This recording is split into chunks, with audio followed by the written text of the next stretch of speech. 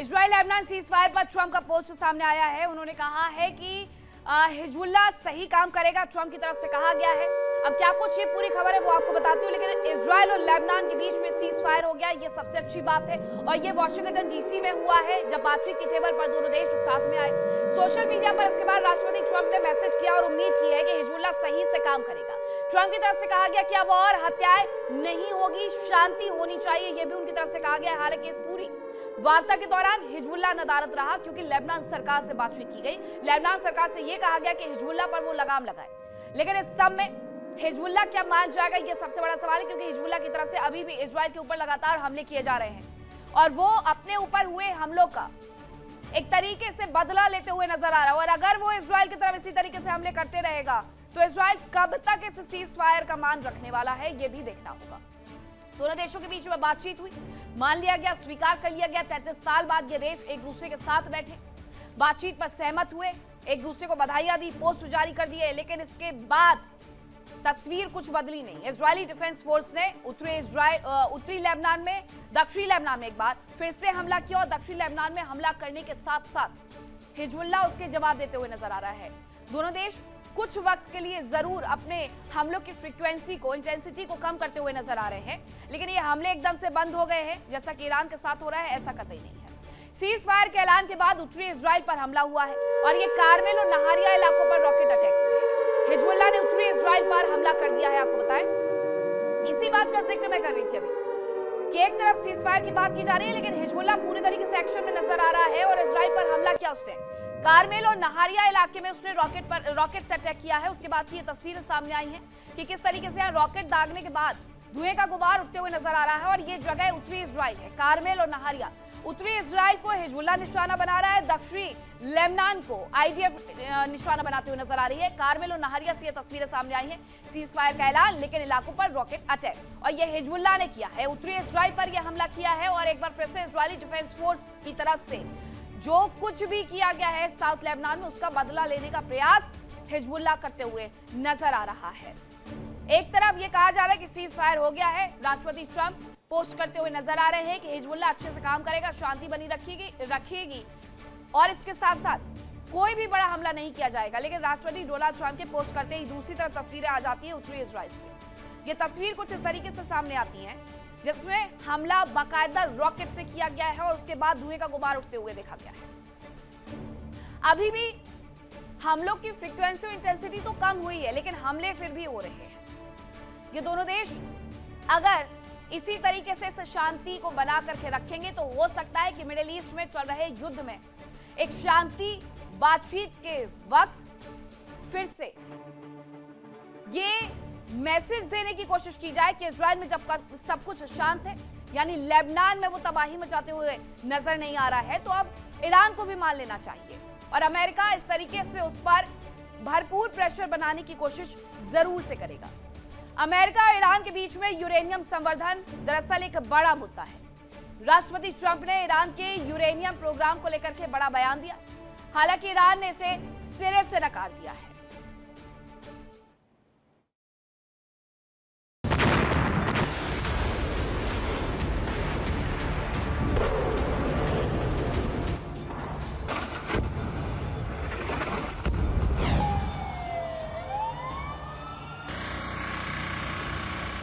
America और Iran के बीच uranium संवर्धन एक अहम मुद्दा रहा। अमेरिका ने ईरान के परमाणु बम बनाने के काफी करीब होने का दावा किया।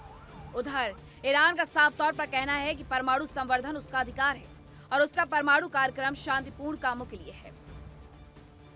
अमेरिका ने बातचीत के लिए यूरेनियम संवर्धन रोकने की शर्त रखी। अमेरिका ने ईरान पर अपना संवर्धित यूरेनियम सौंपने के लिए भी दबाव बनाया। इस बीच राष्ट्रपति ट्रंप ने बड़ा दावा किया कि ईरान संवर्धित यूरेनियम को सरेंडर करने को तैयार है। राष्ट्रपति ट्रंप ने दावा किया कि ईरान के साथ शांति समझौता करीब है और तेहरान संवर्धित यूरेनियम सौंपने को तैयार है। हालांकि ईरान ने साफ कर दिया कि बिना स्पष्ट फ्रेमवर्क और अमेरिकी रियायतों के लिए कोई नई वार्ता संभव नहीं है। यूरेनियम संवर्धन और हार्मुज जैसे मुद्दों पर दोनों देशों के बीच मतभेद बरकरार है। राष्ट्रपति ट्रंप ने कहा कि ईरान ने न्यूक्लियर डस्ट देने पर सहमति जताई है। ट्रंप के मुताबिक डील होने की बहुत अच्छी संभावना है और बातचीत काफी सफल रही है। ट्रंप ने दावा किया कि अगर समझौता हो जाता है तो हार्मुज स्ट्रेट खुल जाएगा और तेल की सप्लाई सामान्य हो जाएगी। ट्रंप ने साफ कहा है कि किसी भी डील का सबसे अहम हिस्सा ये होगा कि ईरान कभी भी परमाणु हथियार हासिल ना कर सके। उन्होंने समय सीमा वाले किसी भी समझौते को खारिज करते हुए कहा कि स्थायी होना चाहिए।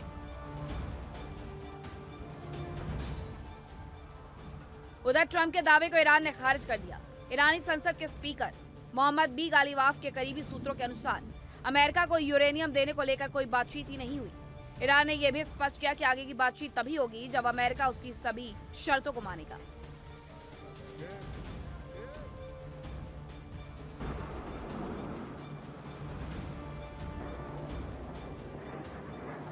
दरअसल आईएईए का दावा है कि ईरान के पास करीब 60% तक संवर्धित लगभग 440 किलोग्राम यूरेनियम है, जबकि इसे वेपन ग्रेड तक ले जाने के लिए 90% तक संवर्धित करना होगा। माना जा रहा है कि अगर ईरान इस प्रोसेस को पूरा कर लेता है तो वो 10 से ज्यादा परमाणु हथियार बना सकता है।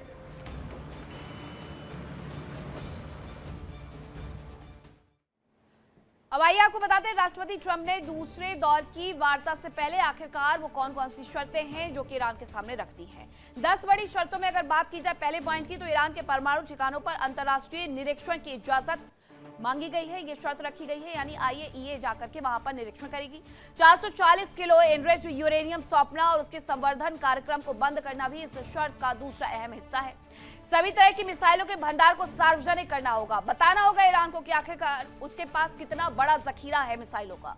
लंबी दूरी की मिसाइलों पर नियंत्रण होगा, यानी लंबी दूरी की मिसाइल ईरान नहीं बना पाएगा और ये इजराइल का डर ज्यादा है, इसलिए अमेरिका इस पॉइंट को भी इसमें शामिल कर रहा है।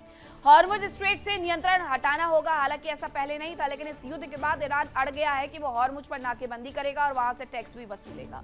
इसे हटाने की बात कही जा रही है अमेरिका की तरफ से। हॉर्मुज स्ट्रेट को अंतर्राष्ट्रीय मार्ग की मान्यता देना होगा, जो कि पहले से थी, लेकिन अब सब कुछ बदला हुआ नजर आ रहा है। हिजबुल्लाह, हमास और हूती जैसे प्रॉक्सी नेटवर्क को मदद खत्म करनी होगी। इन्हें कोई पैसा रुपया आप नहीं दे पाएंगे ईरान, यानी कि ना ही उन्हें कोई मिसाइल दे पाएगा, ना ही किसी तरीके का कोई हथियार दे पाएगा ताकि वो दूसरे देशों पर उसका इस्तेमाल कर सके हमला करने में। आईआरजीसी और बासेस मिलिशिया को भंग करना होगा, यह भी कहा गया है। आईआरजीसी तो उनके लिए सीधे सीधे सेना है, अब वो कैसे उसे भंग करेंगे, ये ऐसे ऐसे पॉइंट्स रखे गए जानबूझ करके अमेरिका की तरफ कि ईरान इसे माने ही ना और ईरान पर सब कुछ बाहर डाल दिया जाए कि ईरान की वजह से ये शांति वार्ता विफल हो गई है। अब्राहम समझौते पर हस्ताक्षर करना होगा। ट्रंप अपना एक और समझौता लेकर के जा रहे हैं, वो भी पेश करेंगे कि आप इस पर भी हस्ताक्षर करके दीजिए। जनवरी में हुए विद्रोह के दौरान नरसंहार के दोषियों को सजा देनी होगी, क्योंकि कहा यह गया था वेस्टर्न मीडिया के हवाले से कि 32,000 लोगों को कत्लेआम कर दिया गया था उस दौरान जब जनवरी में ये प्रदर्शन चल रहे थे। इसलिए उसे भी जग जाहिर करना होगा कि कितने लोगों को मारा है और जिन लोगों ने मारा है वो लोग कौन थे और उन्हें भी सजा देनी होगी। अब ईरान हमेशा से ही कहता रहा है कि उसका यूरेनियम प्रोग्राम शांतिपूर्ण कार्यों के लिए है।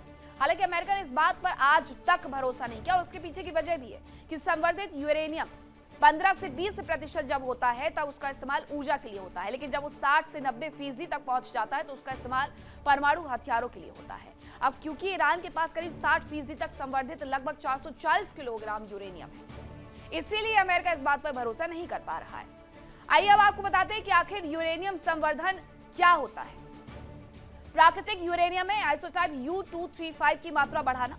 प्राकृतिक रूप से यूरेनियम के 2 आइसोटाइप मिलते हैं। पहला आइसोटाइप है U-238 जिसमें 99.3% यूरेनियम इनरिच्ड होता है, इससे बम नहीं बनाया जा सकता। दूसरा आइसोटाइप होता है U-235, इससे भी बम बनाया जा सकता है।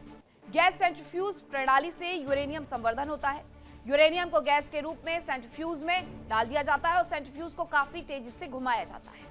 घूमते हुए सेंट्रीफ्यूज में U-238 बाहर और U-235 अंदर होता है। U-235 का संवर्धन स्तर 90% से ज्यादा होने पर वेपन ग्रेड यूरेनियम बन जाता है।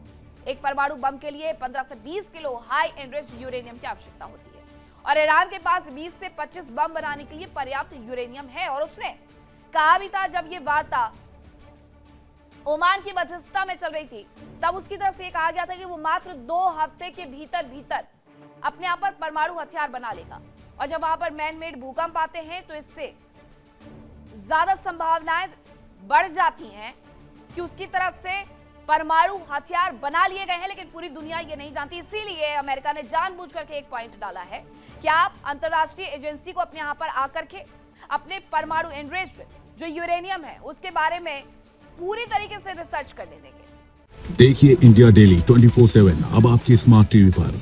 इंडिया डेली मौजूद है सभी डिजिटल प्लेटफॉर्म पर लाइव और लगातार। इंडिया डेली 24/7 हर दिन राष्ट्र को समर्पित।